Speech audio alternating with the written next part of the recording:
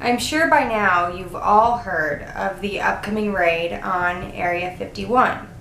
And hopefully most of us realize this is a joke and won't show up. But still, more than 1 million people signed up to attend this Facebook event, and the topic has now gone viral. I think this can only mean one thing. The public is ready to know what goes on at Area 51.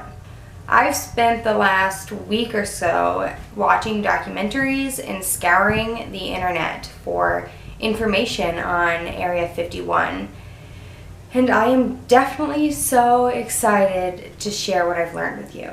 Before I start though, my name is Hannah Hill, and if you're new to my channel or if you enjoy my videos but you just haven't subscribed yet, go ahead and click that button now so you don't miss out on any of my future content.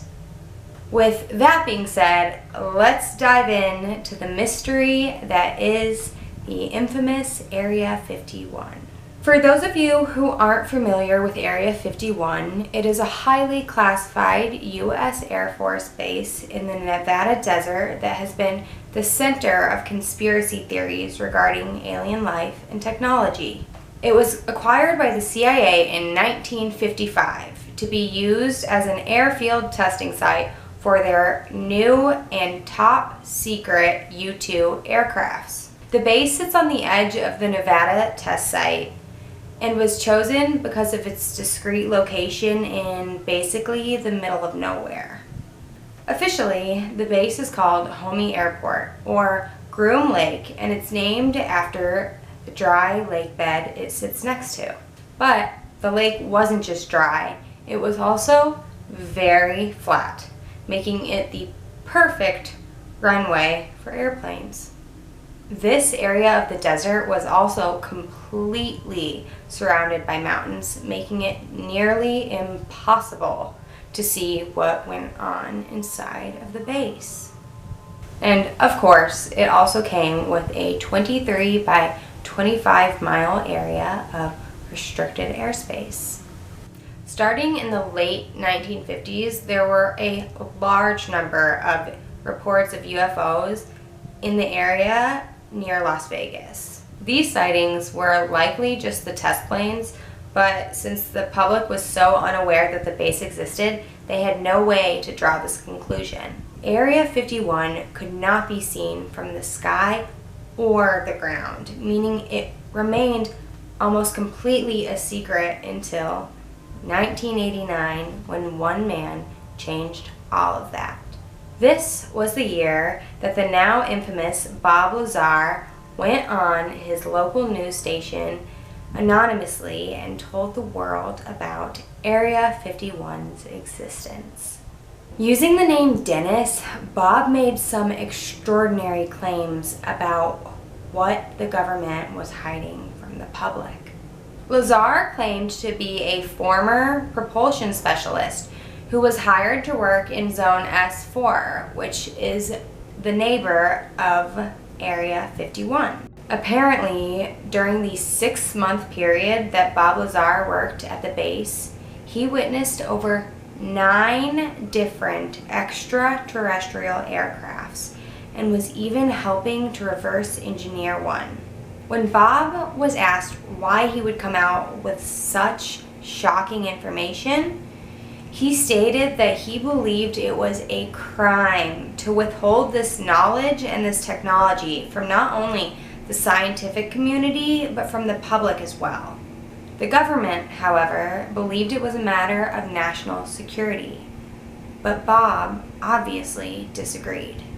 While researching Area 51, I watched the Netflix documentary Bob Lazar, Area 51 and Flying Saucers, and truthfully it was pretty good, and I do suggest watching it.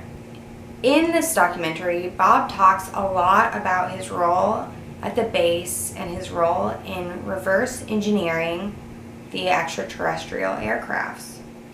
He said that reverse engineering these crafts was not fully possible because they required an element known as 115, which does not currently exist on Earth. Lazar talked more about his observation on these aircrafts and explained how they somehow created a bend in space and time that created a ripple, pulling the aircraft into it rather than using propulsion to push it forward.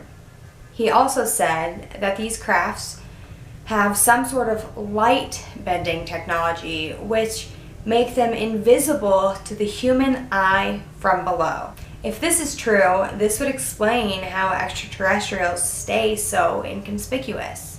One thing I found super interesting in this documentary was it showed a clip of Bob from 1989 talking about some sort of hand bone scanner that these crafts had that were used to identify people or beings. He described this scanner as having strange pins that went down towards your hand, and when you would lay your hand on it, a light would scan it. At the time, this technology did not exist anywhere in the world, so basically all the skeptics called Bob a compulsive liar. But while filming, the producers of the documentary hand Bob a photo, and he is amazed to find out that today's military is using hand scanners that are exactly like the ones he described in 1989. I don't think this would be the case if he was lying, but that's just me.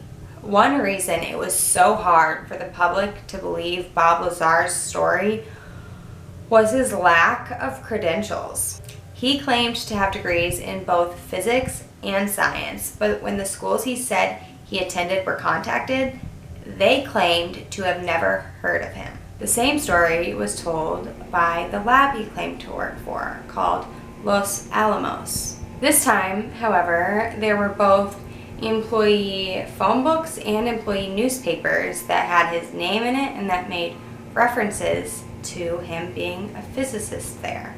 To me, it seems like the government was purposefully wiping out all of his records and his credentials so that nobody would believe what he was saying. Why would they do this if he was lying? Apparently, threats were also made to Bob's life, and he had to dodge bullets several times. Lazar was vital to the public's discovery of Area 51, and the government felt that this was a secret worth killing for.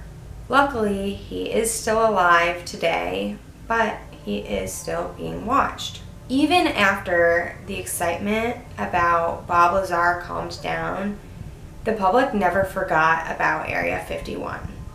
More and more people began traveling to the area, and to this day, people will go there trying to get a glimpse of Area 51 or a UFO. There's a town of about 50 people not too far from Area 51 that has now been put on the map because of all of the tourist activity there. Even though the public was pretty much aware of its existence, the government didn't actually acknowledge Area 51 until 2013, nearly 24 years later, when the Freedom of Information Act was passed.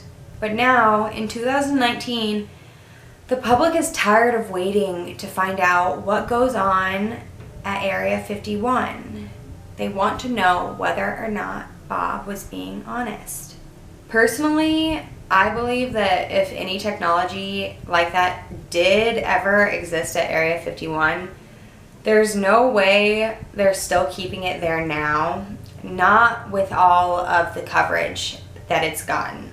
Too many people have heard of it and know of its location, and honestly, I think that this raid is kind of a diversion to distract from where all of the good stuff really is. The thing that I wonder most is if they had all of this information in 1989, what do they know now?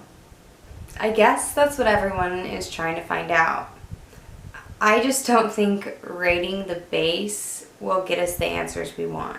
Okay, so that's all I really have to say about Area 51. If any of you guys have any more information on this topic, or if you just want to let me know what you thought about everything I just talked about, please leave a comment below because I really do want to hear from you guys. Okay, thank you guys so much for watching. I'm going to go for now, but I will see you all next time. Bye!